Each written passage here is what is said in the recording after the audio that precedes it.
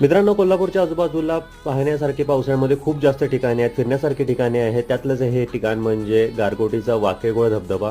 वाकेगोळचा धबधबा प्रसिद्ध आहे. खूप जास्त पर्यटक आहेत ते वाकेगोळच्या धबधब्याच्या पायथ्याशी जातात. पण आम्ही निश्चय केला होता की आम्ही डायरेक्टली डोंगरावरती जावं, जिथे धबधब्याचं जिथे उगमस्थान आहे तोच उगमस्थान ॲक्च्युली दूधगंगे नदीचा आहे.